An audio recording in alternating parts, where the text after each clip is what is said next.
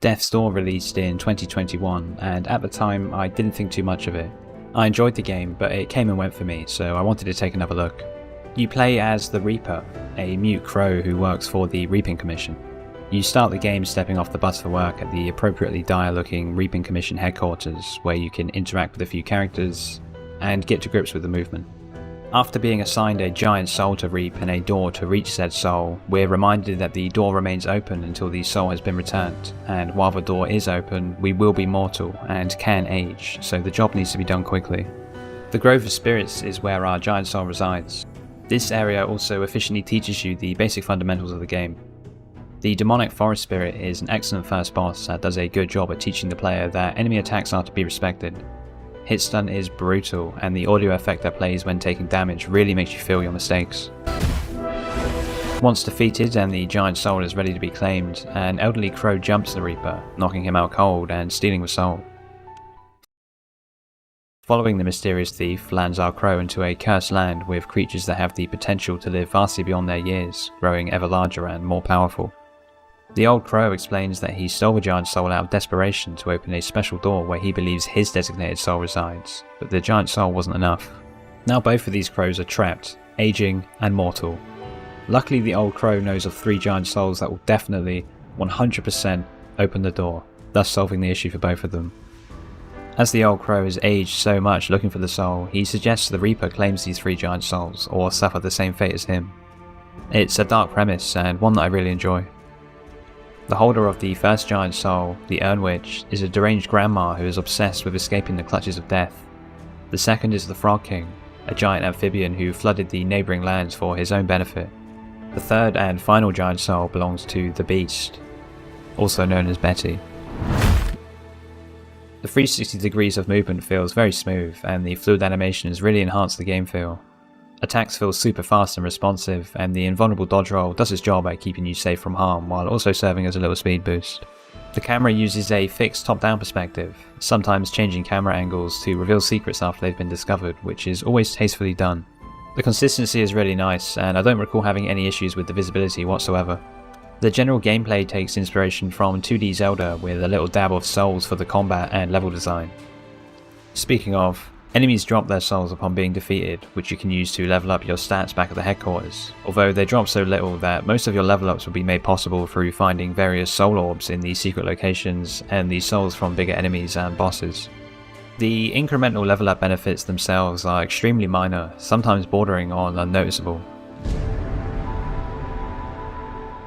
Health is strict and regained through matching life seed pickups with various pots scattered throughout the areas to grow soul fruit that can only be eaten at the designated locations. The difficulty works well with the health system and makes sure that the player has to put in at least some effort to survive.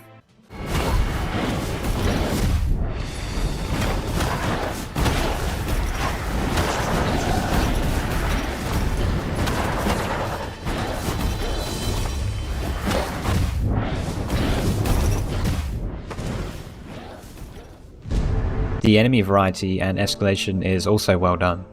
The grunt type enemies serve their purpose well by being minor annoyances that can catch you off guard if you're playing sloppy, and stronger enemies have well defined patterns that you can take advantage of.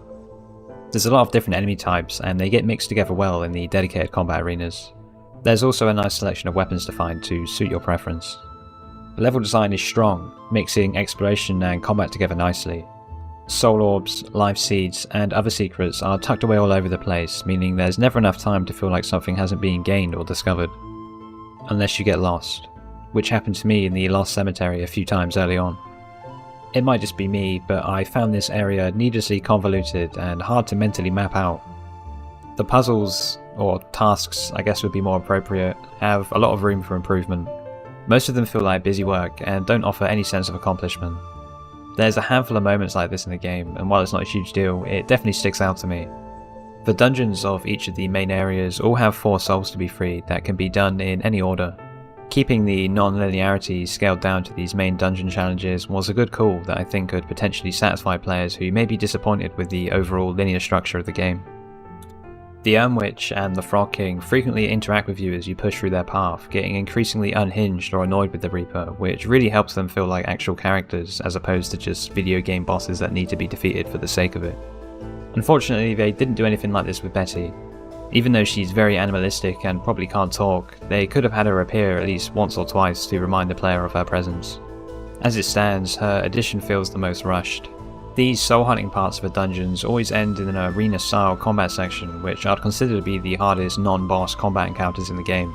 The reward for beating these gauntlets is a new magic power, and the game spaces them out well, which helps with the pace and motivation of the gauntlets themselves. Unfortunately, the bow, firebolt, and bomb are all wind-up ranged attacks, so they all end up feeling very similar, leaving the claw shot feeling like the only genuinely new ability out of the 3 that you unlock.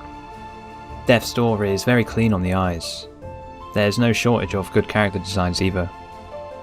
Enemy health is shown as cracks on the enemy themselves, providing a clear HP visual without resorting to unsightly health bars or damage numbers.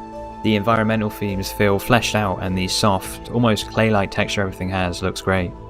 The lighting is really nice, and it's a shame it got so few moments to shine. Some standout areas for me would be the Ceramic Manor with its reflective floors, Flooded Fortress with its nice choice of colours, and the Old Watchtowers for its brutal weather effects. Even the deliberately depressing and drab areas like the Lost Cemetery look very consistent and thought out.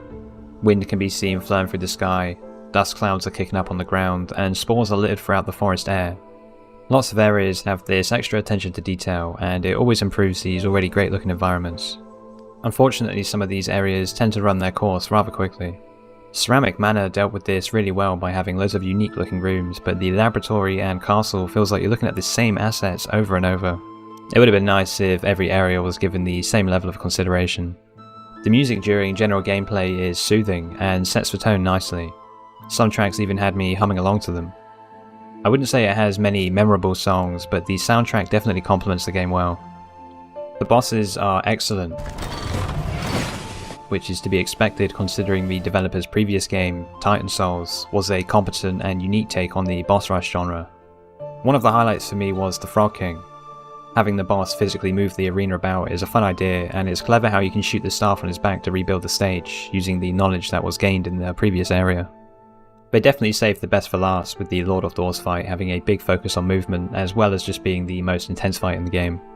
Once all 3 giant souls have been obtained, the special door is opened, and inside is death. I'm a big fan of how his introduction is presented as the same death screen you've been seeing throughout the game. It almost makes him feel familiar. After a lore dump, it's revealed how the old crow's assigned soul is no longer here, sending him into a mind-broken frenzy, leading into another great boss fight that I find to be the most memorable in the game. It's a sad and ironic end for the old crow. Reaching the true ending reveals how the old crow's assigned soul was the human from Titan Souls, as well as how the actions of the human directly link into the events of Death's Door, which is a nice bit of continuity.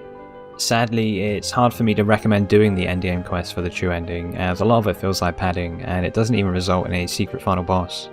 One quest has you carrying a squid on your back from one location to another while not being able to use any of the shortcuts. There's no challenge here, it's just time consuming.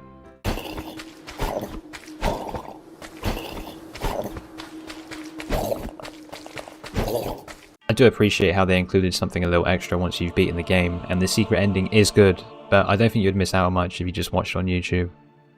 A small nitpick I have with the game is how they couldn't commit to a more serious tone. The enemies, music, environments, and the majority of the dialogue all paint a very cohesive picture that can easily be believed and respected, but every now and then the game pulls something a bit too wacky.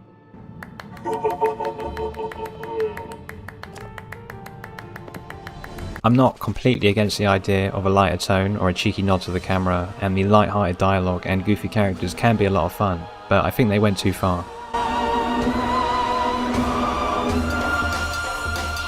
Titan Souls has none of this kind of humour, so I'm not sure why they felt the need to force it in for Death's Door. I might have been on board if it was actually funny. As it stands, I think it feels really out of place, especially considering how the two games are supposed to be connected. Death's Door is a solid game that slightly stumbles for me in some minor areas.